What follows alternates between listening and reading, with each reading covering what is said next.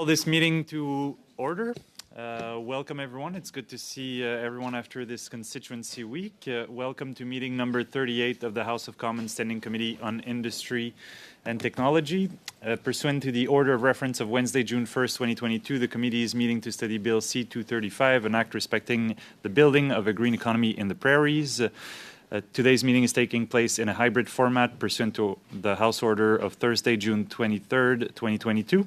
And for this first hour of committee, we have the honor of having Madame Bronwyn Ear, Minister of Justice and Attorney General for the Government of Saskatchewan. Welcome, Madame Ear. It's a pleasure to have you. And without further ado, I'll cede the floor to you for 5 minutes, more or less. Thank you very much, Mr. Chair. Bonjour. Hello, it's a great pleasure to be here with you today, virtually. I hope you hear me all right. Please let me know if you can't for whatever reason or if there are any technical issues. So again, thank you. Thank you, committee members, for having me today, and to MP Michael Cram. Thank you for the invitation to appear before the committee. And Mr. Cram, you are right to pay attention to this proposed bill and what it represents, which really isn't quite clear where it fits in and what gap it's supposed to be filling. It's frankly hard to keep track. I'm going to start with its name, which is what really jumped out at me initially, an act respecting the building of a green economy in the prairies. Except that, of course, no one bothered to ask the prairies. And of course, we're already building a green economy, as are our sector partners. By NRCan's own figures, emissions from the Canadian oil and gas sector have been more or less flat for over 2 decades. And if every oil and gas producing nation on the planet extracted and produced oil and gas the way we do in Canada, the way we do in Western Canada, energy produced GHGs globally would instantly fall by 25%. That's according to Dr. Joel Bergeson at the University of Calgary. She was looking particularly at the strides we've made in methane reduction. This bill would require federal ministers to develop a framework, ellipses, for the implementation of federal programs, which to us in Saskatchewan sounds pretty top-down, pretty definitive language, and what we call here assertive federalism. But it really goes to another deeper tendency on display from this government, which we see again and again, which is to veer into sections 92 and 92A and the exclusive jurisdiction that provinces have over property and civil rights and over natural resources. Whether it's this or the federal regional tables on critical minerals or the federal low carbon economy leadership fund, it's always nothing to see here. We're just integrating or prioritizing or fostering whatever it is into what are provincial areas, such as forestry, such as energy, or they're retraining, or they're establishing programs, or they're preparing infrastructure projects. But the thing is that all of these committee members come with strings attached for the provinces. And right now we've got some pretty big strings. If we take, for example, the coming federal fuel standard, you could say it's just a bit of ethanol conversion. But the reality is, it will result in the import of billions of dollars per year of mainly American-produced biofuels. We're going as fast as we can with infrastructure, but that is still the reality. And it will result in millions in new cost increases on gas, 300 million, diesel, 400 million in Saskatchewan, which will impact residents and sectors that rely on these fuels as a production input or to transport products to market, particularly in the agriculture, rail, and trucking sectors. That is the economic reality. Or the federal clean electricity regulations. Again, one could say that's just about integrating more clean power, clean energy, except that it's also about banning any fossil fuel generated power by 2035. Those regulations, the way they're envisaged right now, equal Saskatchewan freezing in the dark. It is literally impossible, and this is Sask Power saying this, to transition that quickly. Our Premier released a white paper last week, which put a Ministry of Finance generated dollar figure on federal initiatives to our economy. And that dollar figure is 111 billion. All these initiatives are not free, and the types of initiatives now envisaged by this bill at 235, these are paid for by federal taxpayers, and there's an enormous economic impact. The reason that Saskatchewan is weathering the challenging economic time as well as we are is because we've invested in and fostered our natural resource sector, our forestry sector, our ag sector, because we've been energy self-sufficient, unlike, for example, Germany, as we're seeing. We can balance our budget because of resource revenues. Just on the speed of transition, TD came out with a report a couple of years ago that a green transition that is carried out too glibly, too quickly, too politically will impact some 450,000 Canadians, and 450,000 Canadians could lose their jobs. This bill doesn't talk about that. It doesn't talk about the eye-popping cost of transitioning to an export-based hydrogen market, which is what the federal government is proposing, or green hydrogen, or geothermal. On Friday, Deputy Prime Minister Freeland talked about how now apparently LNG is a transition fuel, which of course it's a shame that we didn't think of that sooner, before Bill C-69 helped to shut down the Saguenay LNG project, and Warren Buffett's Berkshire Hathaway group walked away from that project. Of course, most recently, we also saw Germany walk away. Foreign investment has dropped at least 25% in Canada over the last 5 years. And yet apparently we're on this great cusp of innovation and investment. The Deputy Prime Minister said that green transition is on the scale of the Industrial Revolution. Say what you will about the Industrial Revolution, but of course, it did lead people out of poverty. It modernized, it didn't antiquate, it didn't go backwards to shutting off the lights or diminishing choice or increasing cost. Of course, there's green innovation happening in the energy sector, but unfortunately, those who hate the energy sector are willfully blind to that innovation. So when it comes to the federal support that's being trial ballooned in this proposed bill and in so many others, we're left with only the costliest experiments out there. And we're left pretending that there will be no effect on workers, which isn't transition at all. I'll leave it there. Thank you very much, Mr. Chair, and certainly happy to move into questions. Merci beaucoup et merci de prendre. Thank you very much, and thank you very much for taking the time to witness here. We're going to start with MP Cram. Minister Eyre, it's good to have you here in Ottawa, if only virtually. When this bill was being debated in the House of Commons, and whenever this issue comes up in question period, we often hear from some of the other parties about the need to, quote unquote, end fossil fuel subsidies. And we've heard this catchphrase so often that the casual observer could be forgiven for thinking that governments such as yours must be on the verge of bankruptcy because of all these fossil fuel subsidies that you're apparently lavishing on every oil and gas company that you can find. And so I was wondering if you could set the record straight about what are the effects of oil and gas companies and the oil and gas sector on the budget of the government of Saskatchewan. Well, obviously, and I referenced it in my remarks, we can balance our budget in large measure because of now the upswing that we are seeing in resource prices, not only in oil and gas, of course, but in uranium, in potash, and we really are poised here in Saskatchewan to be a critical minerals powerhouse.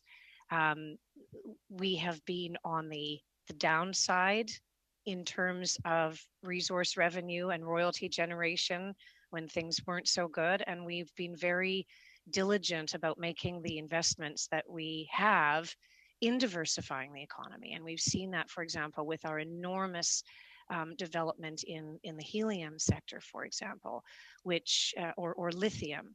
And I call it a beautiful irony that lithium here in Saskatchewan is being extracted from oil field brine, oil well brine. And so we are using something from that sector to power the electric vehicles of the future. There are amazing synergies, and there are amazing synergies as well, of course, in helium. I was in Houston before Christmas speaking to investors who didn't realize that Saskatchewan had done the work for as long as we have around royalty regimes and in other areas to foster and develop helium. And so we are doing everything we can in around the clock and in the downward times and in the upward times to diversify and build on our strengths. I think that's the most important thing. We have incentives on the books in Saskatchewan that follow private investment. It doesn't lead private investment in helium, for example, in lithium, that fosters research in new to Saskatchewan innovative areas. But again, these are around royalty,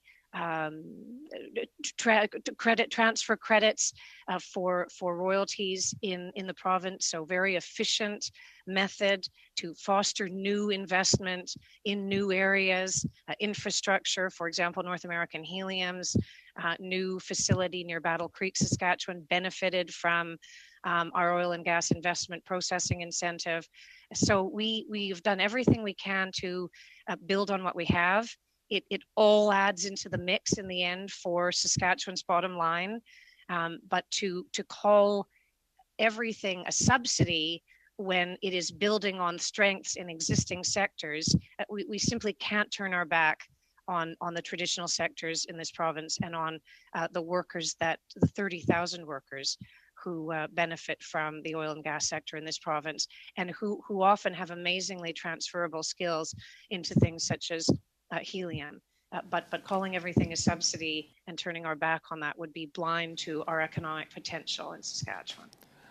So, Minister Eyre, I actually used to work in the Provincial Ministry of Natural Resources back when it was called the Ministry of the Economy. And I recall that in order for an oil and gas company to even get started, they had to bid on the oil and gas drilling rights.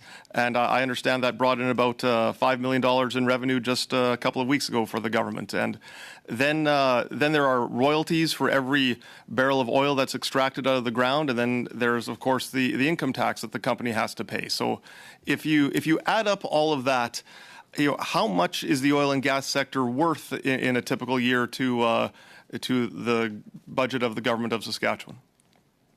Well, it has been upward in depending on the year. There's been into the hundreds of millions of dollars, obviously, which impacts everything: schools and social services, highways, hospitals. It is an enormous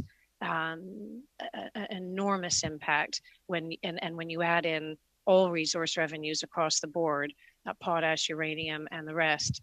It is that which drives our province. They are our major economic builders. And we have made announcements in recent years also around forestry.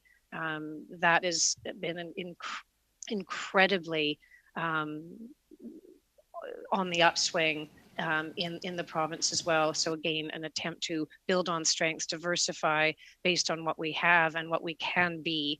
And there's an enormous dollar impact. Okay, Minister Eyre, thank you so much for sharing your thoughts with us today, and I look forward to more questions and answers throughout the morning. Merci beaucoup, Monsieur Cram. Thank you, Mr. Cram and Mr. Erskine Smith. You have the floor. Thanks, Joelle, and thanks, Minister, for joining us today. I really appreciate it.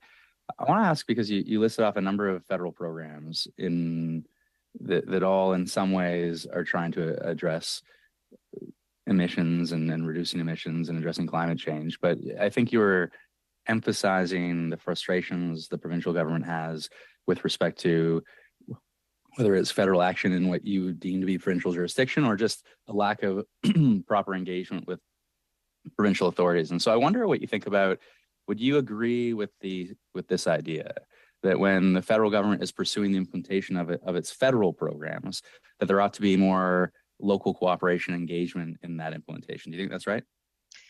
Absolutely, and I would highlight in that, for example, the area in the southeast that is transitioning off coal. So obviously, very strict mandates now on that transition, huge impact on those communities, and they haven't been consulted with at all. And so it's a very poignant microcosm when there's a glib talk about how workers will simply transition to a green economy and that jobs will be found for them where they are being transitioned off traditional sectors such as that, that in fact that isn't happening. And we've done a lot in Saskatchewan to try to support those areas, support those workers. And we have attempted to backfill and fund that which we can to help them develop and diversify into new areas. But the point is that those consultations, I'll just say, I appreciate it. The consultations that were said to be held were with the more urban areas in the southeast, in the municipalities in the southeast, and not with the rural. And they feel, and that's public knowledge. They have written letters. They've asked for meetings with federal ministers to try to be truly and feel truly consulted with, and that has not happened. Can I ask, and to lead into that conversation around consultation?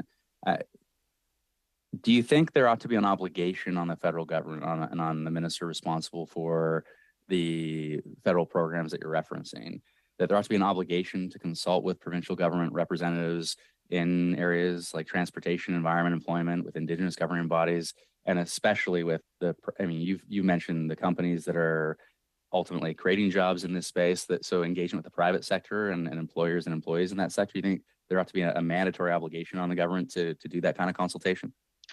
Well, at the very least, there ought to be an honorable one. And I think where you have, as I say, communities where mortgages are plummeting, where there's an incredible sense of helplessness, those people in the southeast who are experiencing transition in real time will tell you that it is not just a matter of telling them to go out and work in the green economy. Sure. And so by all means, I believe that is part of being an honorable partner within the Federation. And it's more than just words about consultation. Absolutely, that has to be truly carried out. And the area around Coronach and the Southeast is a living example of that. I appreciate that. And I think what I really appreciate is your comments around ensuring that we are not glib about this, that the serious work is put in instead. Because what I worry about is, and look, I take the point that there is serious and positive economic activity that will continue in the near term, no question. I think and certainly in the medium term. What I worry about, though, and what I appreciate about Jim Carr's effort here is to look ahead and say, this is not going to be forever in terms of its positive impact on the economy in the same way. There is going to be a transition, an energy transition, with or without us. And let's make sure we benefit as much as possible. Let's make sure we're creating as many jobs as possible in the course of that transition, and to try and focus the government's attention on the positive benefits of a transition for the prairies, recognizing that there will be challenges for the prairies with respect to fossil fuel development in the long term, certainly. And I guess what I wanted to emphasize to you, and what I would encourage you, and you can follow up in writing, by the way, because what I don't read this bill as sort of a top-down exercise. What I read it as instead, and in Section 3, it says the minister must develop a framework to coordinate local cooperation and engagement in the implementation of federal programs. That's saying to the federal government, you got to go do the work locally to make sure the federal programs are successful. There's a mandatory obligation in Section 3, Sub 2 on consultation to say, as you go about developing the framework, you've got to put the work in on consultation. And so if there are particular sections, if there are particular just missing pieces that you think ought to be in here, you can follow up now, but you can follow up in writing too. I'd appreciate it, because I see this as the government's going to pursue federal programs. Let's make sure there's coordination, cooperation at a local level, and force the government to do that work as they implement federal programs. Well, and I would say easier said than done. I mean, what consultation means to one person means something different to another. And I would say, ask the people in Coronac whether they have been consulted with. So, and I mean, I think also that one has to be aware. I mean, we often talk about, we talk about the Paris Accord. We talk about mandates to meet things. How do the people in Coronac feel when they're being mandated off coal and Germany's ramping it up? You know, I mean, there is an enormous amount of cynicism that cannot be underestimated for the people on the ground who are, as I say, living just top-down transition in real time. When they look around the world and they see that we are clean producers in Canada, of potash, of oil and gas. I hear you. Helium. I hear you. And I'm out of time. They see that, and they are deeply cynical. So, and I guess I would say that if you're going to propose a bill like this that actually talks about building a green economy on the prairies without asking the prairies, perhaps you should start with that consultation, because, you know, to a certain extent here in Saskatchewan, we see so many of these programs. They always talk about consultation. Yeah. I mean, the clean electricity regulations, as I say, we can't, Sask Power has said it, we cannot transition by 2035 off fossil fuel generated power. It's literally impossible. I'm out of time. For the people of the Southeast. Yeah, well, I'm out of time. I just want to, I appreciate everything you said. And just one final thing I want to leave you with is just, I look at the way we eat, and the way we eat is changing over time. And Saskatchewan has done, I think, an incredible job in saying we're profitable on the one hand in a traditional economy in terms of agriculture, but then the future of food and the way pulses are going to contribute to the future of food, Saskatchewan is leading the world in looking at the opportunity there as well. And what I see in this bill is to say, how do we do both? How do we make sure that as we look to the future, we are making sure that Saskatchewan, Alberta, the prairie provinces are benefiting the most? And I think you're already doing incredible work in many ways, but it's just to make sure that there's a federal focus on this as well. Anyway, I appreciate the time. Merci, Monsieur Erskine. Thank you, Mr. Erskine-Smith. Mr. Lemire. Thank you, Mr. Chair. Thank you, Madam Minister Ear, for being here with us today. The first question, you mentioned in your remarks that the LNG, the Quebec project was important for you, but there was problems with the financing from Mr. Buffett. You're aware of the fact that the environmental authorities in Quebec rejected that project. How did you respond to that? And do you think it's important, the question of sovereignty, when it's a project such as that? No, I understand, and we were disappointed. I do understand that Quebec was part of that decision, of course. They were in part responsible, and that's their reality. And as you know, there are some people in Quebec that did want this project, but that was Quebec's decision. And also, Bill 59 also played a role. That this was a joint result, of course, and as I say, disappointed that I think on really that it was a disappointment and unfortunate for the country in terms of the role that we could have played in LNG for an ally now such as Germany. As we know, Germany came asking for LNG and for help, and has now approached other countries for that same help. That's unfortunate. I found it noteworthy that the Deputy Prime Minister on Friday did now talk about LNG as a transition fuel. I think that's being realistic, but a little late when you talk about Saguenay and some of the other projects. that we could have offered the world. And as we know, GHGs fell radically and have fallen radically compared to other countries in the United States, for example, because of the use of LNG. I think that we have to really look at these things when we're talking about transition. Transition fuels by all means, but not being so severe in that transition that we don't look at real possibilities around transition. I would say in Saskatchewan, one of the things, I mean, we all are concerned, of course, about targets and the rest. And one thing I did want to mention to that end is enhanced oil recovery. And we know that those who don't like oil don't like enhanced oil recovery. But I think, and we know that the federal tax credit doesn't apply to enhanced oil recovery.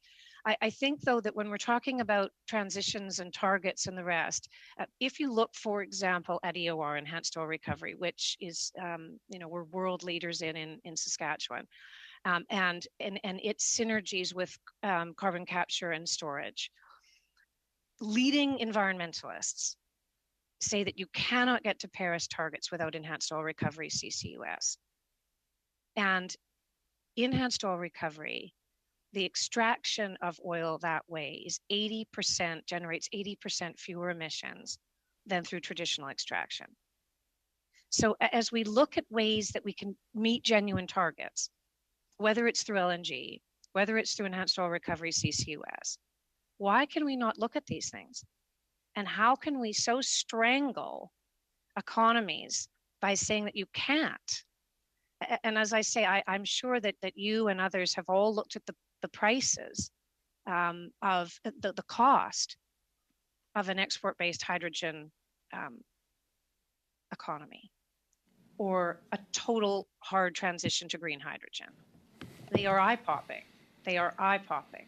So I would simply ask, and I think as part of this bill, because it's so general, I think it raises some of these issues around what transition means and the most effective, efficient ways of getting there. And I would submit that it was a lost opportunity with the Saguenay facility, but that's simply my opinion. And I think that other Canadians might share that opinion, but it is what it is. We're in that situation now, and we have to perhaps struggle or hurry now to fill that void before other countries with much, much, much diminished labor standards, human rights standards, and the rest fill that void. That's unfortunate that they're the ones doing it and not Canada. I would say that as MP from Atibiti-Témiscamingue, the pipeline from the existing pipeline to the LNG Quebec, I didn't see I thought there was not a lot of advantages, but a lot of inconveniences. It really was going to be a scar on the landscape, but I was in favor of Quebec's decision. What about a development fund for regions that would allow the territories to be able to come together to consult with each other and to make proposals to the federal government so that they could have use local economic and regional levers? I'm going to answer this in English. I just, if I may, I think there are so many funds. If we're talking about funds that we can access, innovation funds as provinces. I mean, for example, what was the one that I mentioned? It's over 100 million. The clean, honestly, one loses track of some of these names. There are so many funds, and that the federal government is proposing in terms of critical minerals or clean electricity or low carbon economy and the rest. They all come with, as I said, enormous strings attached. And where the strings are often attached. And I do admire Quebec's very strong assertion of provincial jurisdiction, a very strong assertion of constitutional exclusive jurisdiction. We admire that. And we agree with it, that provinces have to be very clear about if there's an acceptance and a buy-in to federal funds, federal programs, that we don't lose sight. And that's, I think, our biggest concern, is feeling co-opted by federal programs and federal funding if it starts to veer too seriously into exclusive provincial jurisdiction. And that is very top of mind for us. From Saskatchewan's perspective, Par respect pour les autres, Madame la Mayor, By respect for others, I'm going to have to stop you there. Thank you very much for your answer. Yes, well, thank you. Mr. Lemire, do you want to take my place? This minute. Thank you, Minister, for appearing this morning and joining our committee. I'm going to move to the bill specifically to 235 here, and wondered if you had any thoughts about the implementation schedule is now being suggested for 12 months instead of 18 months. Do you have an opinion on that? I mean, I'll get to some other questioning, but these are one of the things that Mr. Carr, Honourable Mr. Carr, presented in changing the timeline. Just wonder what your thoughts are at that, please. well, I guess it makes me very nervous. I find the bill so general. And to the earlier question about consultation, I don't know how you can possibly have a full consultation or collaboration if you speed up. We're not exactly sure what. How do you build a green economy in 12 months? In the areas that are being listed there. And I guess I would say that why it makes me nervous and why I think it makes people here nervous is we've really never seen, I guess, except for the National Energy Program, but we've never really seen the economic harm that has been at least attempted to be perpetrated on one region of a federation, the way we have in recent years. Okay. With this government provincially, I think that is what is so nerve-wracking about this bill, that it's another effort in a line of efforts to speak about collaboration and speak about cooperation and speak about consultation, but really, when you look at the record, it signals potential top-down economic harm on one region, and that's what's very nerve-wracking about it. Have you or any of your colleagues been pressed to support this bill, like in terms of, not in a negative sense, but have you been? Is there any groups or organizations that are writing or submitting to the Saskatchewan government to support the bill? I don't think there's much knowledge about the bill. I mean, I think Mr. Carr was quite clear that there hadn't been consultation on this bill previous to its being introduced by him. And if I'm understanding him correctly, the consultation would begin following the introduction of the bill. So there really isn't a lot of knowledge out there about it. I think if there would be a fair bit of cynicism about it in light of some of the efforts in the past to implement things such as this on the province. Okay. And with regards to the bill itself and like your current, I guess, consultation process, is there is an additional minister mentioned to be added to it, but is there I don't know how to, is it really, I'm going to go directly at this, is it dysfunctional in terms of the federal-provincial relationship in terms of consultation right now?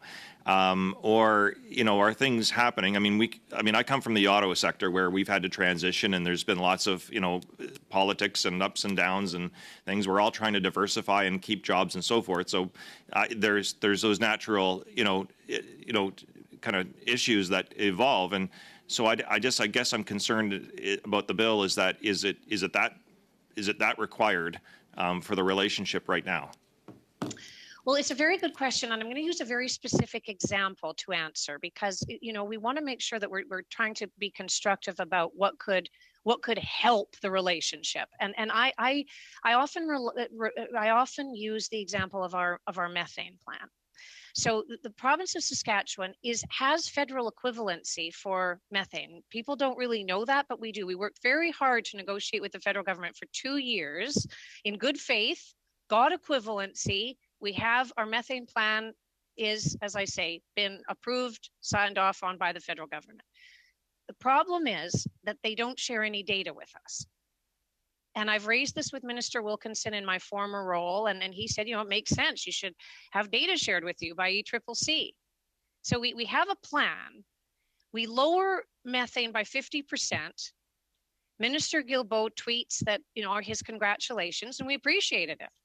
But, congratulations, Saskatchewan, you've lowered methane by 50%. Now we'll raise it to 75. Now we'll raise that reduction to 75. But we don't see any of the numbers. They're imposing models on us from Texas or Alberta.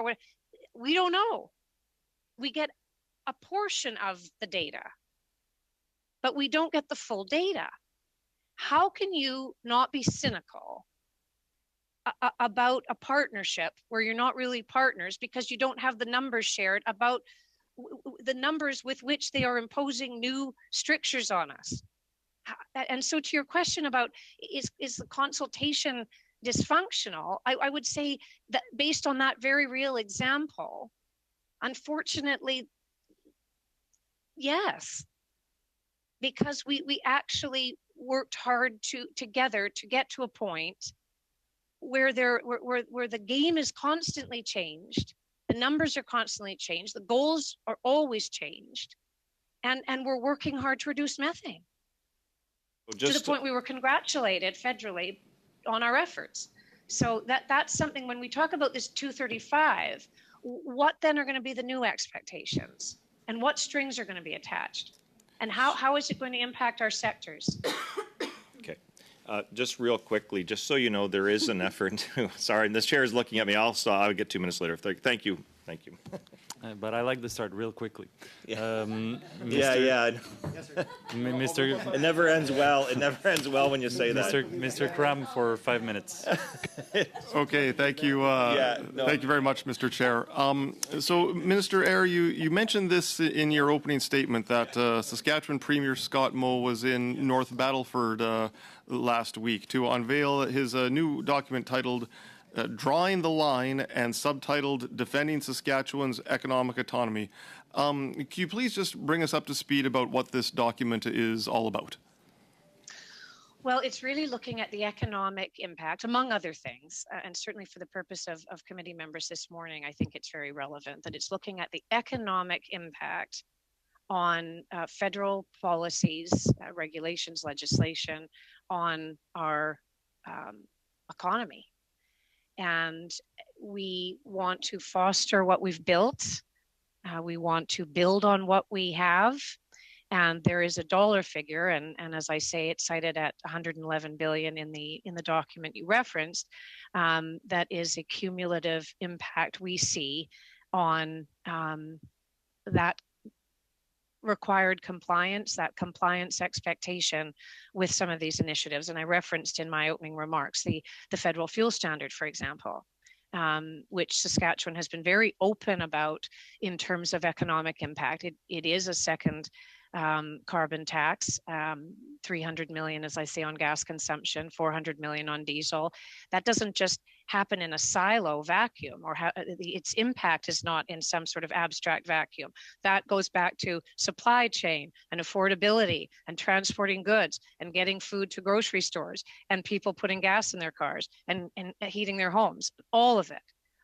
So that is a dollar figure amount on that. Clean electricity regulations we talked about. And I would like to take the opportunity to talk about, just very briefly, the $460 million that the federal government owes us on the owes Sask Power on the carbon tax. As we all know, we lost the case. Tragic for us, but we lost the case, and we have submitted subsequent plans to the federal government. Could we have that money that you are holding in carbon tax. And Sask Power has been very open about the fact that they would use that money on renewable and positive efforts in this province, $460 million, which has not been released. So there is economic impact to these things, massive economic impact. And we feel that it's time to really highlight what that means. And to Quebec's point about jurisdiction, and I do respect provincial jurisdiction. I think we all have to in terms of decisions where natural jurisdiction, exclusive jurisdiction comes into play over natural resources. We have that. It's constitutional. And we have to be part of an honorable federation, we have to respect that, and the federal government must start to respect that. So how do you see the federal bill C-235 fitting in with Premier Mo's plan to defend Saskatchewan's economic autonomy? Well, I think that what I've said, through the remarks this morning, one of the things that's concerning about the bill is the top-down name, the top-down tone, implementation of we're not quite sure what. It's the vagueness, frankly. I think that speaks to both the vagueness and the prescriptiveness, if it can be, if that's makes sense. The prescriptiveness of tone and the vagueness of purpose. And I think we've seen this movie so many times before in Saskatchewan. As I say, the funds, the priorities, the fostering, the strings that come with which come with those efforts. And there has unfortunately been a mistrust that has built up. And I think in the context of what the Premier was trying to highlight last week, which is around our jurisdiction and the economic harm of some of these policies, I think the alarm bells go off when we read titles such as 235 and we wonder what it means and what it will mean when we've seen, for example, a movement around capping oil, increasing methane reduction caps, on the turning on a dime on that, as I've referenced. What does this mean, and where are they coming next? And someone was saying, one of your panelists was talking about, or committee members referenced our amazing story in agriculture. Of course, we're very, very concerned that the federal government is now policy shifting against that as well. It affects growth. It affects our economic potential, and it affects our exclusive jurisdictions. Thank you very much, Mr. Cram. We'll move to Mr. Dung for 5 minutes. Thank you very much, Chair. Thank you, Minister, for coming to the committee. I've been listening to the Q&As back and forth. I just want to get back to the basics so we have a record. Do you think this bill itself is necessary? Do you think there should be a federal-provincial partnership in terms of bringing down emissions and reach the net zero 2050 target set by international society? Well, I don't think the bill is necessary. I think we are already doing significant things in Canada and in Western Canada and in Saskatchewan around emissions, and I've referenced some of them. Our potash sector, 50% fewer emissions than in any other jurisdiction in the world. We have high environmental standards, we have high human rights standards, we have high labor standards. So again, very, very innovative, very, very green in a sector such as that. Oil and gas, I referenced. I don't mean to be rude. Yes. Just have very limited time, and I have a few questions. That's good that we're clear.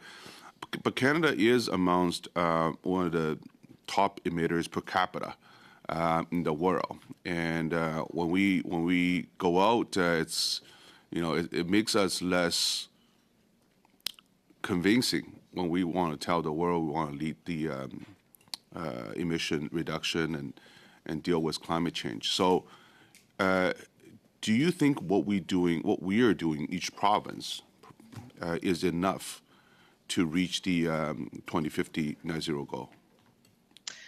Well, we don't accept per capita We see it as a misleading intensity gauge. It's intensity that should be gauged not per capita. When you look at true emissions that Saskatchewan produces, then based on that reckoning, it's 0.111%. It's very, very small, and certainly within the global context, it's minuscule.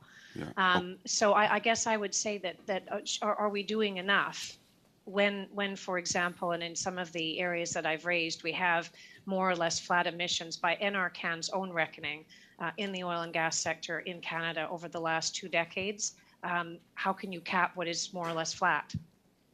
So that is so. I think that it's and we have to look at this in a global context because, as I said, if every oil and gas producing nation on the planet extracted the way we do here in Canada, global GHGs would instantly fall by 25% that are energy produced. So we always look at it in a global context, but not really when we compare our record to global jurisdictions. So the question becomes, if Germany is ramping up coal and using natural gas, and Europe is desperate for it, why are we strangling those what are now being described perhaps as transition fuels, if you're talking about LNG, but why are we doing that to ourselves? Yeah, but I don't mean to argue with you on this, but the way, here we are, we're talking about collaboration or potential collaboration between the federal government and provincial government, right? So sounds like we have very different opinion on this, and using the same logic, I think it's even more difficult for us to convince Germany to work with us, right? We can't tell them what to do, but we can. I'm not saying that the federal government can tell provincial government what to do, but at least we can work together and we can sit down at a table, and that's what this bill does, is actually setting up this framework. I actually looked at the emission levels within Canada, province by province. And, take energy generation, for example. Every province has its uniqueness. Ontario's baseload is on nuclear. And they made some bold move in 2009, I think, to eliminate 25% of cogeneration, right? And that was very painful. The government at the time took a huge political hit in the public for that. But my point is that to reach a certain level of reduction, the provincial government needs to make some changes, make some drastic changes. We've cut, with respect, we've cut methane by 50%. Yeah. And you talk about nuclear. I mean, we are bringing out small modular reactors. We've been leaders in that. We were the leaders on that. And we have no federal funding on nuclear and on our small modular reactor plan. We have to, small modular reactors can really only come online late 2030s. In the meantime, if the clean electricity regulations come on tap, you're telling us, you're not sitting down with us, you're telling us to stop fossil fuel generated power by 2035. That is literally impossible according to Sask Power. We cannot bring on nuclear in time. We're doing what we can, cutting reduction in methane by 50%. We are doing those things. We're simply not getting the credit with respect that we deserve for doing those things when we're then told I really appreciate this conversation. Or make it 70%. I really appreciate this conversation. It's not been collaborative till now. I really appreciate this conversation because now we're talking about the details. But do you feel that this bill actually sets the table so we can come to the table and say and bring forward requests like, we need support on the small modular nuclear, and we can talk about more support for further reduction of methane gas? And do you feel that right now there's a lack of table, my understanding, but do you feel that now the federal government ministers are obligated to come to this table and sit down with the three provinces and work out what they need, what we can do as a federal government? We play a role of four, not a top-down approach, but more of at the same level. Do you feel that this bill does that? Well, it's a shame then that the tone of the bill is so top-down, I would say. And I guess I would say that there's nothing stopping ministers right now from sharing their methane data, for example, with us. We don't need Bill 235 to work collaboratively with provinces on things where we have actually joint interest. And as I say, methane is one where the data isn't being provided. And so I don't think we need 235 to mandate anything when that's just what honorable partners do. I enjoyed the conversation, Minister. My time's up. I just want to let you know that you have quite a few fans in the committee room here. They were cheering you on. All right. Thank you. I second that. Monsieur Lemire, la parole est à vous pour 2 minutes 30. Mr. Lemire, you have 2 minutes and 2.5 minutes. Thank you, Mr. Chair. Madame Ear, you have said that costs associated with the green transition, when you were minister, you said that it's a real problem with job losses and if things go too quickly. You indicated that a consultation was needed first. And so we think the programs should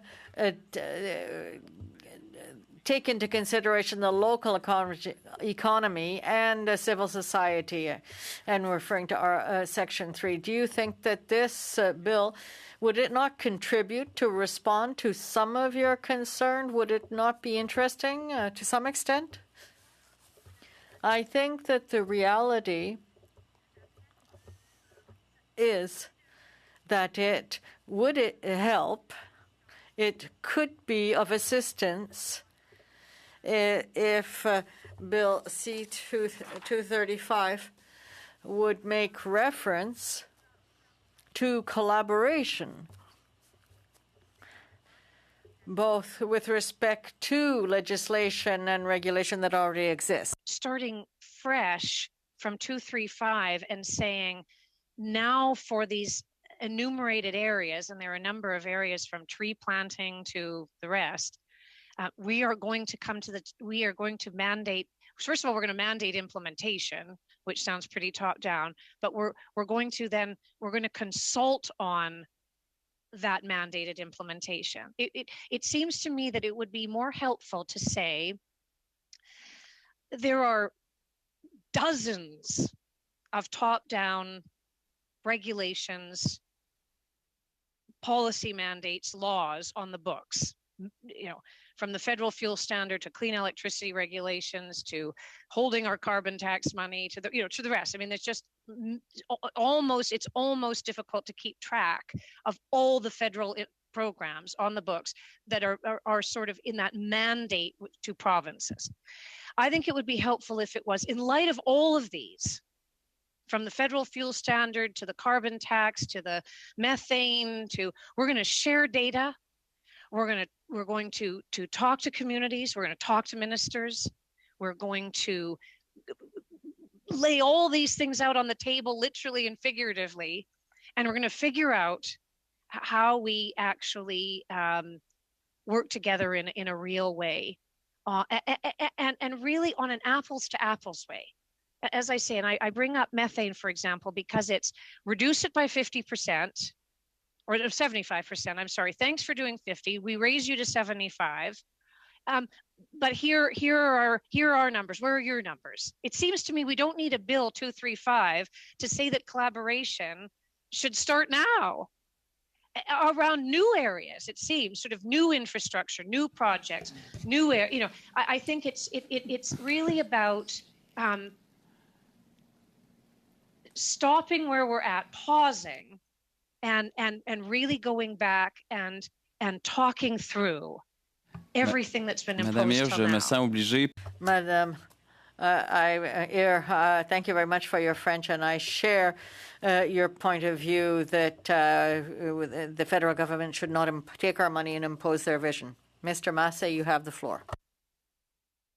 Mr. Chair, and I'm just going to make one comment, and because we've heard quite a bit of good here. Just so you know, Minister, there is a crown copyright issue that this country hasn't dealt with. I hear your concern with regards to sharing information. In fact, we still have crown copyright preventing any public dissemination of information that we research and so forth that dates back to 1909 in British law. In fact, it wasn't even addressed till 1911 here in Canada, and we are the only Commonwealth nation to continue that indifferent than the United States. So I'll conclude on that. I do have a private member's bill to adjust this. The Minister, Solicitor General, when he was on this committee, Mr. Lametti, is excellent on this in terms of a good background on it, and the committee did deal with it. So that is the one thing I will suggest in the future for all government studies, data, information. It sets us back economically, socially, and I hear your concerns because we are the only Commonwealth nation not to have dealt with this, and we are different than the United States in providing information. Thank you, Mr. Chair, and thank you to the Minister. Thank you very much. So we will suspend, and that's all the time we have for questions today. So we will suspend for a few minutes. I want to thank you, Madam Minister, for taking the time out of your busy schedule to come and speak to us at committee. It's much appreciated by all members. And with that, I suspend for a few minutes.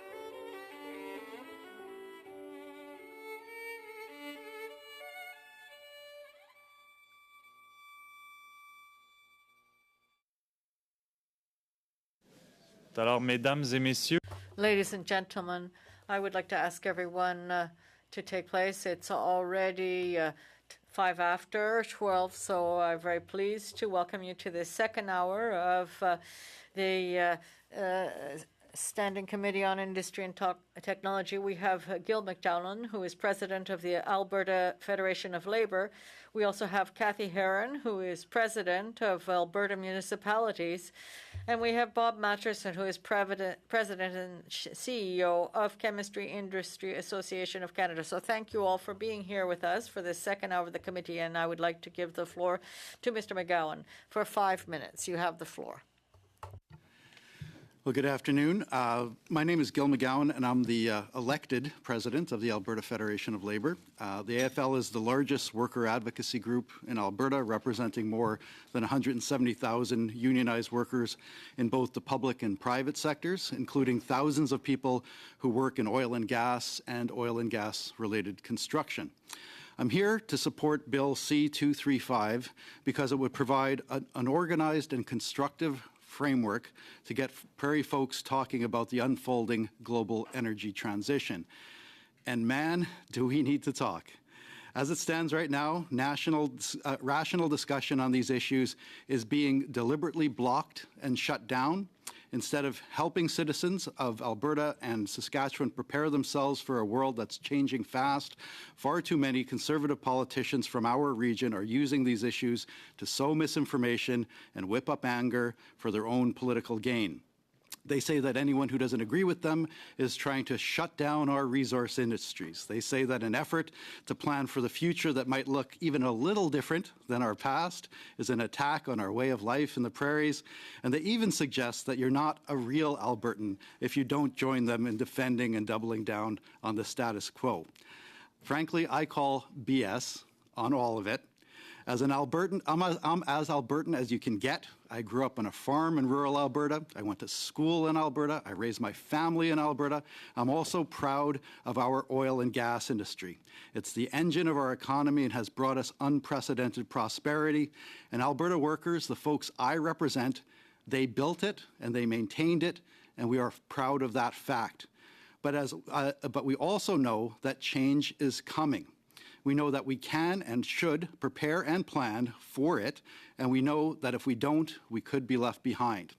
This is why I support this bill. We need platforms for all the diverse voices from the prairies to be heard. And for the Conservative members of this committee, around this committee table, please stop. Please stop pretending that you speak for all Western Canadians. You don't. Stop trying to drown out other Western voices. We deserve to be heard just as much as you. And stop trying to demonize us.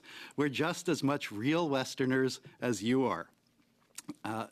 To give you a sense of what could be brought to the table should this government create a framework for consultation contemplated by Bill C-325, I refer all of you to a report that the AFL released in Calgary last week. We call it Skating to Where the Puck is Going.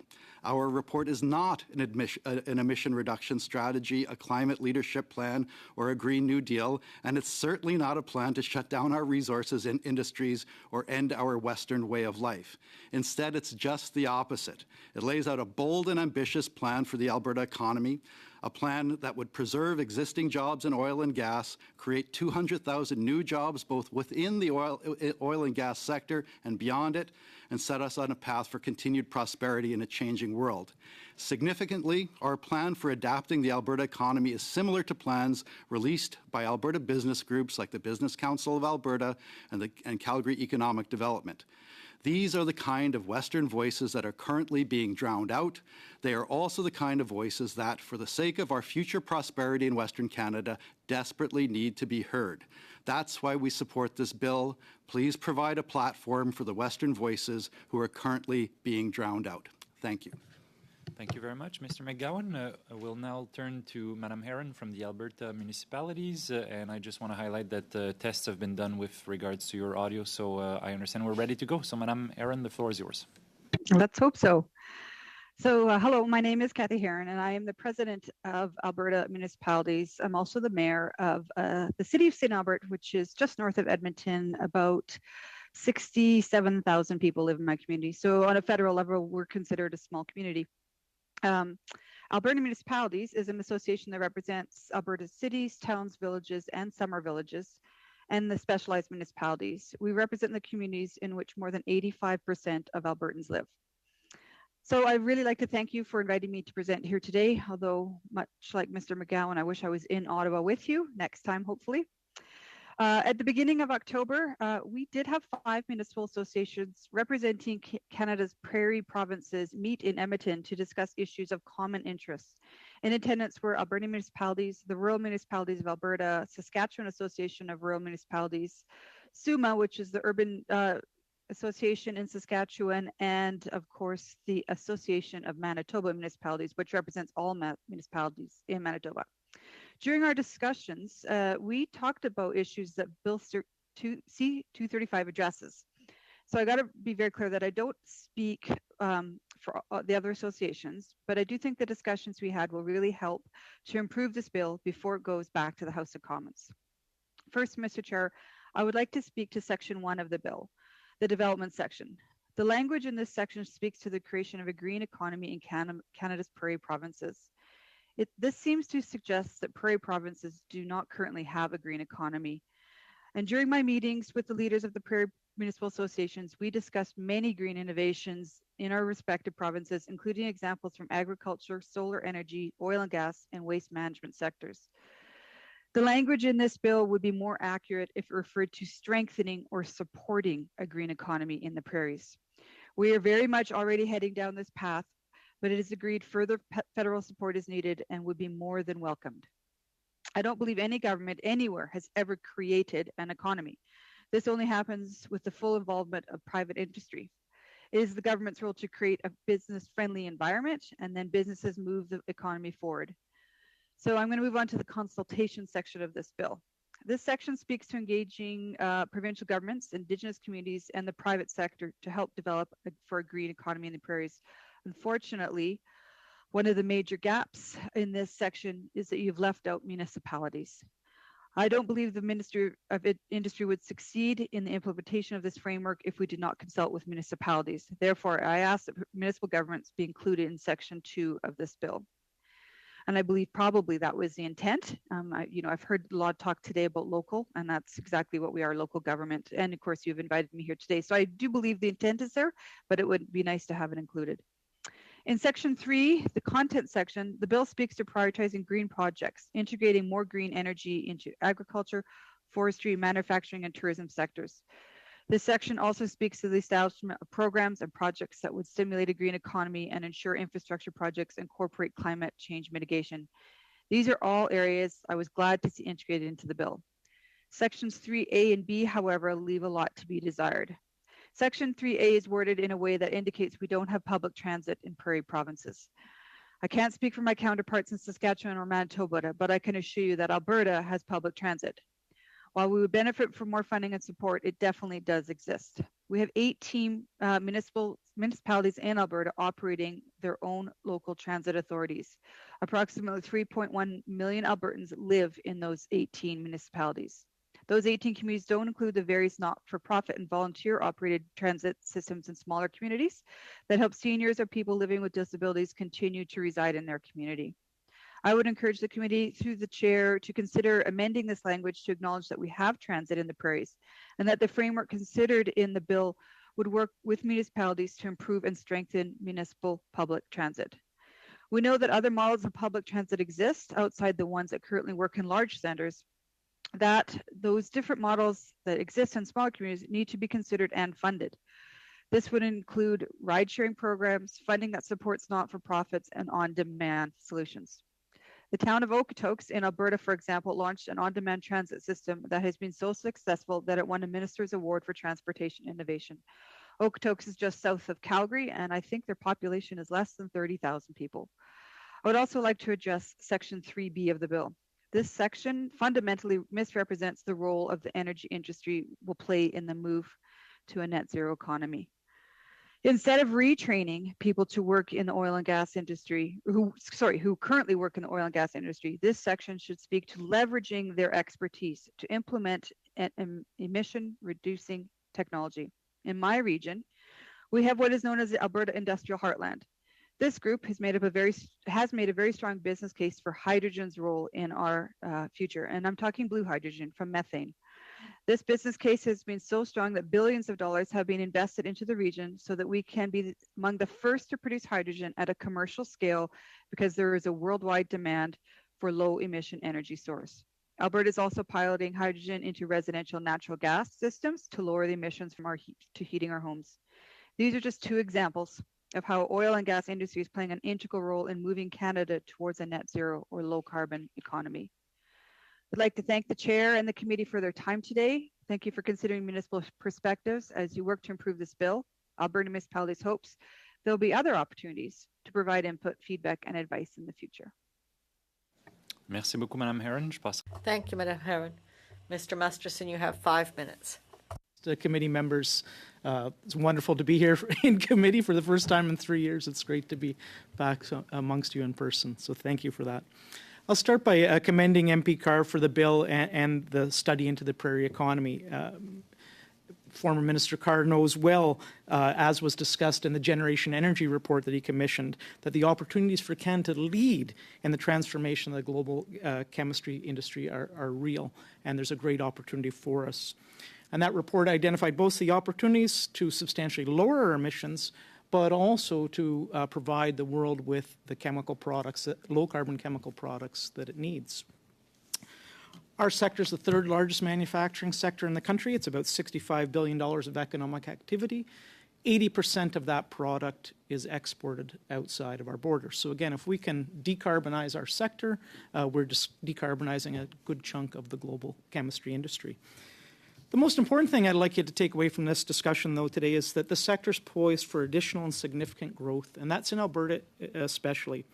At present, we have over a dozen projects, chemistry projects, that have been proposed. Taken together, as Kathy mentioned, we have over $30 billion of proposed investments. And here's the thing. Each and every one of those is envisioned as net carbon zero or low carbon from initial operation. And that includes Dow's proposal to build the world's first fully net carbon zero petrochemical facility in Fort Saskatchewan, Alberta. Why? Why is this activity taking place? Well, there's broadly accepted there's a 5-part framework to decarbonize the chemistry sector. Feedstock switching to lower carbon feedstocks, that includes biomass, carbon capture and storage, already been discussed, hydrogen, electrification, and building circularity for our products. If we can get products back into the market from recovered, repurposed materials, that's new production that doesn't have to take place. The wonderful news is that Canada, the prairies, and Alberta in particular, are one of only 2 jurisdictions worldwide that provide the opportunity for all 5 of those decarbonation pathways to take place. And that's one of the reasons you're seeing all this attention to the investments in Western Canada right now. But I want to make sure you understand there's 2 very, very real challenges. The first is these projects are proposed. Unfortunately, Kathy, the investments haven't been made yet. They've been proposed. And that's largely based on the investment conditions that were established by the successive provincial governments in Alberta. So there's significant work to be done to turn those from final investment decisions and built infrastructure. So I don't want to debate the particulars of this bill. What I want to do is draw attention to the work that the federal government, through recommendations from this committee, could do to help, especially with bullets D and E in the proposed terms of reference for this bill. The second thing, take a step back from those $30 or so billion projects in Alberta. The sector has $200 to $300 billion of built infrastructure today in Canada. And if we want to decarbonize by 2050, we have to recapitalize every penny of that infrastructure over the next 2 decades. So if you take one message away, one clear message, it's this. And I say this all the time to Mr. Guilbeault and others. It's no longer about environment policy. It's about our investment policy. You have an industry that is going to make these investments. It's committed to net zero. The only question is where it's going to make those investments. We have the opportunity to do it here. I think you share our objective to make sure that's done here, to provide economic prosperity for generations to come, and to make sure the world is getting low-carbon chemical products. Great opportunity. If you do proceed with the study and you get to that point, let me tell you two key things I think you could focus on that would add value to this transition and the transformation of our industry in Western Canada. First, we have to have a much more competitive process to support carbon capture and storage opportunities. As mentioned, every one of those dozen projects I talked about, $30 billion, every one of them envisions a role for carbon capture and storage. Government of Canada has proposed and is consulting on a tax credit. It's now a moot point after the Biden Inflation Reduction Act, and there's a lot of work to do if we want to be serious about attracting that investment here into Canada and Western Canada in particular. And I'd be happy to talk about some of those specifics during the questions. And finally, we need to look at that broader investment climate. Study after study shows that foreign investment is slipping in Canada. That will impact our future prosperity. And as I said, our sector alone, we have to recapitalize $200 to $300 billion of existing infrastructure. Is that a big deal? Can we do that in 20 years? I'd say probably. Sounds reasonable. But then I'd say over the last 20 years, we've recapitalized $10 billion. So fundamentally, what's going to change between what we've done the last 2 decades and what we need to do in the next 2 decades? It's not environment policy. I'll say it again. It's the investment policy. And so what this study can do, what this committee can do, is make the recommendations so that we can get serious about changing the investment economy, investment environment, so that the proposals currently on the table turn into final investment decisions promptly, build infrastructure, and that we're able to recapitalize the rest of the industry. And again, I'd be happy to respond to some specifics during the questions. Thank you again, Mr. Chair. Thank you very much, Mr. Masterson. Thanks to all of our witnesses. We'll start the discussion right now with MP Mazier for 6 minutes. Thank you, Chair. Thank you for the witnesses for coming out here today. Mr. Carr, the author of this bill, admitted that he had not consulted with the premiers of the provinces this bill specifically impacts. We also heard at the last meeting that the municipalities in Saskatchewan had not been consulted with on Bill C-235. Mr. Carr also noted that this bill does not have the endorsement of any municipality. It does not have the endorsement of any provincial minister or premier. And it does not have the endorsement of any First Nation. He also noted that there are 0 petitions of support from the public on this bill. Mr. Masterson, how important is it to ensure that stakeholders directly impacted by legislation are consulted with? And do you see any potential risks with passing legislation that does not have the support of the people it directly impacts? That's a good question. You know what? I presume when we get to actions, that's the proper time to consult. A report on what could be done, what's the current situation, and what needs to be done to advance the projects already proposed and supported by the province of Alberta. I don't see any problem with that. Those processes have been through a lot of consultation. The gaps are clear. I think the province agrees with what those are. And if this committee and the government could take steps that would enhance the environment, the economic investment opportunities, who would be against that? Okay. Ms. Huron, can you think of any federal legislation that has passed that only impacted the prairie provinces and did not have the support of any of the prairie provinces? I can't think of anything off the top of my head, but I would say that... Do you think it's important? The support, yes, and I think we could get there easily with this bill. But I do agree with you that this bill should probably apply to every province in Canada, not just the West. And I think in many ways, and the previous speaker might have mentioned it, we feel singled out through that process. And I think there's a perception in Canada that the prairie provinces are not doing their part for a green economy, and I would disagree with that. So, you know, I would absolutely say that the entire country should be benefiting from this kind of a framework. And, you know, as for support and endorsement, I think this is a very little known and understood bill that probably with more education and consultation could get support. Thank you. Mr. Masterson, can you share some of the information with this committee on investments your industry has been making in clean technology and environmental stewardship without instructions from the federal government? Well, again, I mentioned there's a dozen projects currently underway in Alberta alone. one? Just well, the Dow Fort Saskatchewan project would be it includes an ethylene cracker and derivatives. An ethylene cracker is a highly emissions-intensive project. Takes a lot of energy to crack ethane and turn it into ethylene, and then onto the derivatives. Many derivatives that provide economic value. And that's with no. The proposal is to basically have a circular hydrogen process. Ethylene cracking gives off hydrogen. Some of that's currently captured and used. The process would maximize that opportunity, also bring in other hydrogen so that we didn't have to use natural gas. Any emissions would be captured and sequestered. And in phase 2 of that project before 2030, Dow is proposing to go back and recapture the emissions from the existing facility in Fort Saskatchewan.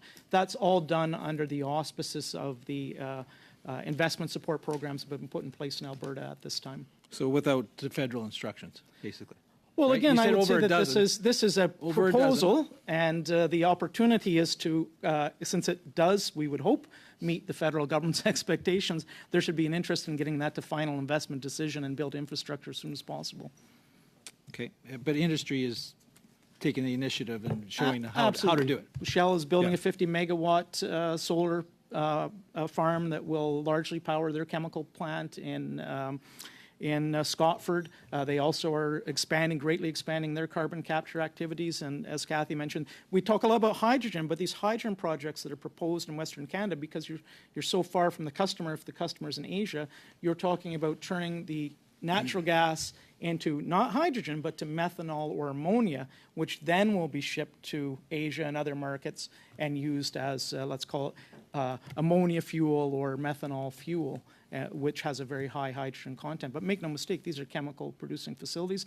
And I'm sure the investors are going to be looking at what's the base case for selling those commodities as methanol or ammonia if there isn't a market that pays for hydrogen fuel. That's great to hear there's so much activity without federal instructions. We also have one of Ms. the largest, one of the largest back to feedstock switching. Imperial's proposing a very large biodiesel facility in Strathcona, just outside of Edmonton. I go through the whole list. No, if you that's like. good. That's It's a long list. Great to hear. Ms. Huron, how important is consultation and obtaining support from stakeholders in the work you and your organization does? Our organization doesn't do anything without getting appropriate consultations. So I would I would see what we're doing right now as an important piece of this conversation. And I said it earlier, we need to include the municipalities at that level of consultation. So we always talk about the Indigenous communities and the private sector. But it is the mayors and councillors that are getting the feedback about whether we're going to have nuclear in our backyard or not. Those kind of questions are in Albertans' minds right now, and so we have the insight onto what people want. So I really think you need to be in consultation with not just myself as a president of association, but the individual mayors across Alberta and the prairies. Thank you very much. Merci beaucoup. Je passerai la parole à... Thank you, Madame Lapointe. You have 6 minutes. Thank you, Mr. Chair. Relate to a lot of the things that you were saying. I'm from Sudbury, and I can tell you that often Northern Ontario does not feel like its unique needs of a vast geography or dispersed population is in any way reflected in decisions made out of Queen's Park. I believe your introductory remarks were critically important for future success, and I'd like to give you the floor to tell us more about your experiences and to hear more on your suggestions on how we can encourage unreceptive and impeding leaders to work together to create that clean energy future. Yeah. Well, thanks very much for the question. And that's the reason I'm here and the reason that we at the Federation of Labour in Alberta support this particular piece of legislation, because it will provide a platform for consultation. That's what excites me most about it. And contrary to what we heard from one of the other committee members, we should not criticize the author of this bill for not consulting widely on a bill about consultation. What he's trying to do, and I think what will happen if this bill is passed, is that we'll create a platform for discussion, which is critically important because in the West, the conversation has been dominated by loud, angry voices that have crowded out all other discussion. And as I mentioned in my opening remarks, there is a large and broad coalition of groups and individuals in Alberta who want to see our province and Western Canada in general address the threats that are presented by the unfolding global energy transition, but also embrace the opportunities because there are many. And, my colleague, Mr. Masterson, next to me, has identified a few in the petrochemical sector, but there are many others as well. And unfortunately, from our perspective, in order to get to that destination of creating a more diversified economy, addressing the threats of the global energy transition, retooling and pivoting our economy in Western Canada and Alberta in particular to address this changing global economy, we need to put all the ideas on the table. But those ideas are being crowded out by loud political discussions led by conservative politicians. For the record, many of you may have heard what we're up against. As I was speaking, there are noises being made by the conservative members on this committee. This is what we deal with every day, right? So what's happened, there's a difference between what's happening in here, constructive conversation, and what's happening out there. And what's happening out there, especially in Western Canada, is that anyone who doesn't agree with, my province do or die, my industry do or die, who has a nuanced perspective on how we can transform our economy to maintain prosperity in a changing world, we're demonized, we're shut out. And that has to end. And I think very strongly that creating a platform and a framework for discussion like the one envisioned by this legislation is exactly what we need. So, your colleague talked about consultation.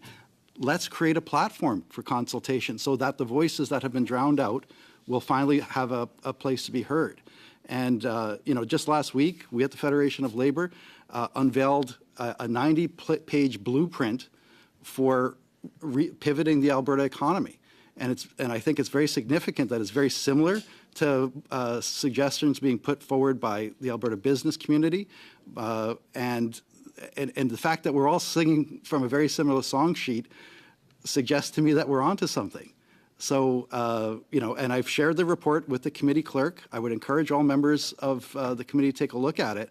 But instead of this cartoonish debate about, are you for us or against us? Are you with us or against us? That is not constructive. But, so that's why I think that it's really important for us to create platforms like the one contemplated by this legislation so that all these other Western voices, people like you're hearing today, like Mayor Herron, Mr. Masterson, people from the business community, the labor community, the Indigenous community, we're Albertans too. And I'm frankly, I've had it with these loud voices from the conservative right pretending that they speak for all Western Canadians. They do not. Vous reste une minute, Madame Lapointe. Okay. There was an appearance of Mr. Raymond Orb in front of this committee on October 6th, and he's the president of the Saskatchewan Association for Rural Municipalities. And he expressed a concern about the bill, saying that it assumes the interests of all those residing in these provinces to be the same. And that simply isn't going to work. And issues facing rural Saskatchewan are unique to that. And I would agree, and I think that that's some of the concerns you're expressing about everyone's sort of unique and specific needs need to be included. So what considerations do you think the bill could include to ensure that is the outcome? Well, one of the things I'd really like the government to consider if they move forward with the kind of report contemplated by this legislation is the impact of the Inflation Reduction Act, which was passed by the American Congress over the summer. I can't stress enough for this committee how significant that legislation is, not just for the American economy, but for the Canadian economy. It is what policy wonks would call industrial policy. It is designed, to have the American government put their money where their mouth is when it comes to pivoting towards a changing economy. but it also creates all sorts of opportunities for Canada. There is going to be, our economies are closely integrated. They're our biggest trading partner. And where they go, frankly, we have to consider going as well, or we get left behind. And so whether it's rural Albertans, rural people from Saskatchewan, municipalities, Alberta industry, we ignore the IRA at our own peril. And in the report that we released last week with our blueprint for the economy in Alberta, we pointed to the example of Peter Lougheed, probably our most well-respected former Alberta premier. And I reminded people that back in the 70s, we were at a similar crossroads. At the time, we were running out of conventional oil and gas, and he understood that we had to find something else. Merci, and Monsieur. his suggestion was to pivot towards the oil sands and petrochemicals. And he used a mix of public investment, regulation in the public interest to pivot us towards industries that have sustained us for 40 years. What Thank we're you very saying much, is that Miss- at this moment, and especially in the context of the IRA, Thank we you, Mr. need McGowan. industrial policy to pivot us. And I'm I think sorry, that I'll that's have- where we'll end up with this yeah, kind I'm of discussion. sorry, Thanks. we're way out of time, so overtime. I'll go to Mr. Lemire pour. You have 6 minutes, Mr. Lemire. Thank you, Mr. Chair. I'm going to continue with you, Mr. McGowan. A simple question following your remarks. Who's speaking for Albertans? Albertans, that's a great question. I think that if we're honest with ourselves, we would say that no one person, no one group, and certainly no one party can speak for Albertans. We are, like any other region, a province of diversity, a diversity of backgrounds, diversity of occupations, diversity of interests. And I think it serves us well to recognize that. And that's one of the things that we like so much about the process suggested by this bill is that it would create a framework for all these diverse groups to bring their ideas to the table, whether it's labor, in my case, or the business community. And I just want to, the hostility that exists here in Ottawa and on the political stage is not reflective of what's actually happening off the political stage in Alberta. I mean, I don't know if you guys noticed this, but Bob and I, industry guy, labor guy, we shook hands and exchanged pleasantries before we started here, and we've actually worked closely together for years. I mean, I was when the New Democrats were in power in Alberta, I was appointed as the co-chair with an industry co-chair of what we call the Energy Diversification Advisory Committee, and together, labor, business, municipalities, we sat down and mapped out a blueprint that led to many of the incentives that are creating the projects that Mr. Masterson had talked about, right? So there's another Alberta out there, and there's another Western Canada out there where people are chomping at the bit to come together and work together on creative solutions. If there is an impediment, it is those on the political stage who are trying to ramp up anger and for political purposes, so that they can get people. It's the Trump playbook, right? Get people angry, get them to, and this notion that that by voting for a particular party. Je vous ramène, si vous permettez. I'd like to bring you. I share some of the aspects of what you're mentioning, especially the urgency of having consultation so people can be involved in the development and the important role of civil society. So I would really like to congratulate your presence. But I think the role of the elected representatives is very important, and they do share opinions that are shared by the public. So with respect to this bill, would you be in favor of diversification of Alberta economy so that they could support new elements in the economy? And what about the problem of the top-down attitude has been mentioned since the beginning here? Well, yeah, I think one of the things I'm hearing here is a sense of distrust, and there's a reasonable reason for some of that. when I think of the investments that our sector has proposed in, for instance, battery chemicals in Quebec, every one of the projects has been supported by the federal government. When I think of the automotive investments in Ontario, every major project has been supported by the Government of Canada. Alberta has set a strategy. We've tried for 7 years to get the federal government back to the work that Gil's team did under the NDP 6 years ago now. We tried to get the federal government to understand this is in everybody's interest and it has broad-based support. And the answer has largely been, we'll look at opportunities on a case-by-case basis, but don't hold your breath. So I can understand why the distrust is there. I think what this bill does, look, we have an organization called Prairie Can. They spend money. They set priorities. This is a chance for Parliament to have a deeper dive in what's the long-term direction of that? Where should we be spending money? The question was, shouldn't this bill apply everywhere? Well, we have economic development agencies everywhere. I would just say I think there's a bigger disconnect between the Government of Canada, Prairie Can, and the priorities of the province of Alberta, in particular, if not Saskatchewan, than we would see in other parts of the country. And that's the opportunity to it's not for me to say consultation. That's the opportunity this bill provides, is to better align what the province has already done through successive governments to set priorities that are low carbon, that do diversify the economy, that do create new industries, and get Ottawa to understand that and to consider it on an equal footing as it does battery chemicals in Quebec and automotive, transformation of automotive sector in Ontario. That's the opportunity here today. However, everybody agrees that it's important to diversify the economy in the prairies, especially when we talk about the green transition. And I think that in transportation, yes, there's an element, and everybody knows that whether wind, solar, all of those green elements are important. But what about the fact that there's, I think, shouldn't it come from the base in Alberta rather than being top down, rather than having the federal government put their hand in everything? People interested in, if we look around this room, 95% of everything that's in this room, 95% of all finished goods are made with the business of chemistry. There's 5 pathways to decarbonize the sector that are all present in Alberta, that are all being explored. Should that not be in Ottawa's interest to pursue that? I don't think, and we're debating different things here, but I think, again, Gil said it well. Mr. McGowan, you've got good alignment between the people at the mine face that are trying to make this activity happen.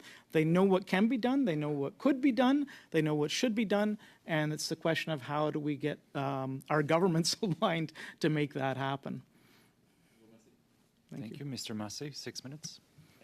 Thank you, Mr. Chair. Thank you to our witnesses for being here. This has been really interesting, this panel, because it's been different than what we've heard before. I guess what I'm looking at here, so here's our choice that we have here. We either send the bill back with a recommendation to do nothing with it to the House of Commons to vote for. We send the bill back with amendments for the House of Commons to decide what to do. We could add some recommendations if we wanted to study something instead of doing the bill, or we can really decide what we want to do, but we have to make decisions here. So I want to start with Ms. Huron, and then I'll move to our panelists here to make sure that you're not left out virtually there. Is that, do you support the bill with your amendments that you suggested? And there were some other amendments by Mr. Carr as well, too. Is that the position, is that you support the bill with the amendments? Yours and Mr. Carr's was to add the Minister of Agriculture to turn it from 18 months to 12 months, I believe, were the 2 ones of significance. Right. I'll start right now that this is my personal opinion. I don't have the authority to speak on my association. But yes, with my amendments, I do believe we would support it. I don't see this as to the previous question about a top-down approach. I see this more as a bottom-up, top-down, meet in the middle kind of approach. So I think this is important conversations that puts Alberta, Saskatchewan, and Manitoba in a position to steer those kind of grassroots green economy decisions with the support of the federal government. And, the other direction would be the federal government imposing restrictions. This seems to be proposing enabling legislation. So with those amendments, that would be the hope your committee would take, is to propose some amendments. Thank you, Ms. Huron. Mr. Masterson, and then to Mr. McGowan. Well, I certainly suppose if you are going to do this bill, I certainly propose and support the idea of 12 months, 18 months in today's world. You might as well not do it at all, right? Especially when we look again at what's happened with the Inflation Reduction Act in the U.S. If you're going to do it promptly, do it well. And again, I don't have an opinion. It's your business whether you move ahead. I'm saying there is a disconnect between the on-the-ground activity that has the potential to generate wealth for generations of Canadians and to deliver low-carbon products around the world. And there's a missing link, and the link is the attention and alignment from the Government of Canada. It's not fully there. Your position is... Is this bill going to do it alone? No. No, I didn't ask that. I asked whether you're supporting the bill or not. Yes, so we support the nature, in general, we support what's here. The specifics up to you. And I appreciate that. I'm not trying to put you on the spot either. I'm just trying to clarify kind of we've had other... And Mr. McGowan, please, the floor is yours. Yeah, as I said at the outset, we support this bill because it would create a platform for alternative voices to be heard in a way that perhaps they have not been so far. If there were any changes that I would propose, they would be very minor. One point that Mayor Herron mentioned in her opening remarks, which I would reiterate and support, is that we feel a little uncomfortable with the language about retraining energy workers. That's actually not the issue. Most of our members who work in oil and gas or oil and gas related construction have skills that are transferable. The issue is to create economic opportunities for them to put those skills to use. Right? So whether you're an electrician working in the oil, if you're an electrician working in the oil sands or a pipe fitter or a boiler maker, you can, it's not, you're not stuck in the oil and gas sector. You can build whatever industrial projects that are available. And we've seen that with all the work in the industrial heartland. One of the things that I noticed in the report and discussion around it, it didn't emphasize some of the big industrial opportunities that are ahead of us in the unfolding global energy transition. In particular, experts in our province say that we're going to have to at least triple the size of our electric grid. As we point out in our blueprint that we released last week, that's a huge investment and jobs opportunity, like billions of dollars in investment, thousands of jobs created. We'd like that to see that reflected, but and then the final point about... Be real quick though, because I'm running out of time, and I have one last important question. The final point is that when you talk about metrics, there should be a mention of metrics in the bill, and we'd like to have a metric of good jobs as a metric that is discussed in all economic development related. Okay, so I'm going to go back around, starting with just a quick answer to the end. One of the things that gives me discomfort about this bill is that it has no First Nations consultation or support. So that's how, at least nothing's come into my office. And so this is giving me a lot of discomfort, because what we're doing here, instead of going to them first, we're coming to them with a plan and then saying later on, we'll consult you after the fact. Does this give you some concern? Now, that could come before this bill is passed in the House of Commons or voted on it. They could come from those groups and organizations.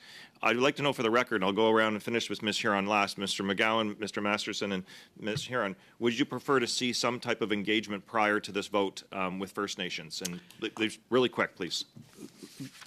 The short answer is no, but only because of the short timelines, and also because this bill is about consultation. I think that if this bill is passed, it'll create a framework for consultation. That consultation should include all the stakeholders, including the Indigenous community. But the conversation, if we're going to have it at all, it needs to happen quickly. And I would hate for us to miss this opportunity by spending months consulting on whether we should consult.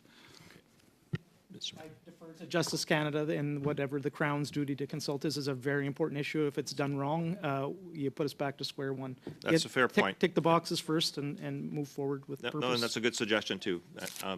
Ms. Huron, then I'm finished. Thank you, Mr. Sure. I don't know the timelines on how this works in Ottawa. I would note that municipalities were not invited to consult in the framework, yet here I am. So I don't see any problem with getting some of the Indigenous communities in front of you as fast as possible. I have a feeling from the West and my extensive involvement with them, they would be very supportive. Thank you so much. Thank you, Mr. Chair. Monsieur Williams pour 5 minutes. Thank you very much, Mr. Chair, and certainly enjoying the discussion on this. I think there's been quite a few great things said, and I think I really want to get to the meat of this, which is embracing next opportunities. I think we're really on the same page on some of this, being that, I think all parties want to support workers. All parties want to embrace next opportunities. I think, Mr. Masterson, you hit the nail on the head when you talked specifically about investment. So I think what we're trying to get a handle on here is investment and support for workers in the industries and what's next. I think that's the biggest part of this whole bill. We haven't really talked too much about it. We're talking more about the framework instead of what's really important is what do we need to support industries and workers in the prairies and across Canada. Mr. Masterson, I'll talk with yourself to start with. What is the investment as a whole? I'm going to start with a broad question. What is the investment been in your industry in the last 5 years compared to the U.S.? Well, a decade's a better number. So in the last decade, the U.S. Chemistry industry has seen half of all manufacturing investment, something north of $400 billion has gone into the industry. In Canada, we have two very important projects, one in the Heartland area, but about $7 to $10 billion in the last decade. And that's before the Inflation Reduction Act. And I'd love the opportunity to talk a bit more about that. That's great. Well, we probably will. So that's 40 times the investment the U.S. has seen over Canada. Correct. A little bit more than that. So let's talk about investment policy you talked about in the beginning. So if you want to reference the Inflation Reduction Act, what recommendations are you going to make for investment policy? Well, let's talk about what's changed in Alberta. Why did we go from one project worth less than $5 billion? Well, there were two, one's currently on hold, not moving ahead, but one that's near completion, about $5 billion. But now we've got suddenly $30 billion. What the United States, most of the states that are trying to attract investment do is they provide the signals, the carrots, through the tax code. And it's not left to a political decision whether or not a company is eligible for those incentives to go ahead. What happened previously in Alberta, although the government did provide the opportunity, and what happens with the federal government is it's done on a case-by-case basis. And so now what's happened in Alberta is with the Alberta, the phase 2 of their previous petrochemical diversification program, now the Alberta Petrochemical Incentive Program, if you qualify, you are eligible for a 12% grant for the value of your project, period. There's no political decision. There's no minister that you have to go lobby and sign off. And so now when we think about the, for instance, specifically the carbon capture utilization tax credit, the ICT here in Canada, first of all, the level was not at par with what was already in the 45Q in the U.S., much more narrow definition of eligible equipment. Okay, that's now expanded greatly in the U.S. It's worth at least double what ours is. But here's the thing. If you're eligible in the U.S., you go to your shareholders and you say, I'm eligible for this tax credit. You can build 100% of that tax credit into your business plan. What's proposed under our bill today in Canada, or under the credit today, under consultation, is it's left to a decision by the Minister of Environment and the Minister of Natural Resources. So I'm going to my board, my shareholders, representing my shareholders, and I'm saying, hey, great opportunity here in Canada. How much do I have to discount the eligibility for that tax credit in Canada? It's 100% in the U.S. I don't know what the number is in Canada. Is it 50? Is it 80%? Is it 20? I don't know, but I can tell you one thing. If you're going for ministerial approval, it's not 100%. So that would be a clear example of how we have to do things differently. Alberta has shown if you do it through the tax credit, tax code, it's transparent. It's not a political decision. People will run to what we have on offer in Canada. If you leave these things up to a political decision, they will take the decision south of the border. And again, we've said it repeatedly, the Inflation Reduction Act changes the game tremendously from where we were even 6 months ago. Last question with the time I have left. To compete with the U.S., we have to be innovative. We have to be competitive. The U.S. Energy Board actually has what's called Earthshots initiatives, and they're putting targets on specifics that makes the U.S. more competitive. So, for instance, they have a carbon negative shot, which is going to make the carbon capture less than $100 per metric ton. Industrial heat shot will make carbon capture technologies 85% cheaper than they are now. Do we recommend that for Canada? Do we have anything like that happening in Canada right now? I think part of the idea behind the investment tax credit for carbon capture is it will stimulate some of that activity. But what we have in Canada right now is less than a 42% return on the cost of capital, not even a return, but a reduction in the cost of capital, whereas what they've done with the U.S. Inflation Reduction Act, if you're proposing to do a major carbon capture project, you will not only recoup your costs, you're going to make profit. Oh, and it's not just about capturing carbon from your activities and storing it in the ground. They're also providing a very significant tax credit for what they call air capture, taking CO2 out of the air. And again, the terms are so appropriate that it's not a question of, oh, I'm minimizing my costs. You're actually turning it into a defensible business decision. I'm going to do this because there's a return for my shareholders. And that's not the case in Canada. We're less than half well less than half. Even if we had a 100% guarantee that if you qualify, you would get the credit, we're less than half what's on the table in the U.S. Thank you, Chair. Thank you very much. We'll move to MP Gahir for 5 minutes. Great. Thank you, Chair, and thank you to the witnesses for making time. My questions are largely for Mr. McGowan. So I wanted to clarify earlier testimony that was made in response to a question posed by MP Massey. So if you look at Clause 3.2 of the bill, it already says, in developing the framework, the minister must consult with provincial government representatives responsible for transportation, environment, and employment, and with Indigenous governing bodies. So it seems to me, Mr. McGowan, that the bill already includes consultation with Indigenous services. Would you, Indigenous governing bodies, would you agree with that? I would, and that's why I was less concerned about the question. Great. I just wanted to get that out of the way. Yeah. So the bill makes several mentions of ministers: the Minister of the Environment, the Minister of Transport, the Minister of Finance, and the Minister of Natural Resources, and any minister responsible for economic development in the prairie provinces. Would you support the idea that it should be a single minister that is in charge? And would you support the idea that it should be the minister responsible for prairies, Ken? I'm not sure I have a strong opinion on that. However, I am worried that in order for this to be successful, it probably should be under the responsibility of a single minister. Otherwise, all the effort may be dissipated among too many ministries and bureaucrats. Great, thank you. My last question is, so do you think the prairies need a bill to encourage collaboration amongst the various government and non-government stakeholders? And based on your testimony so far, with the gridlock and the agitated approach to governance, do you think this bill could help facilitate past that gridlock?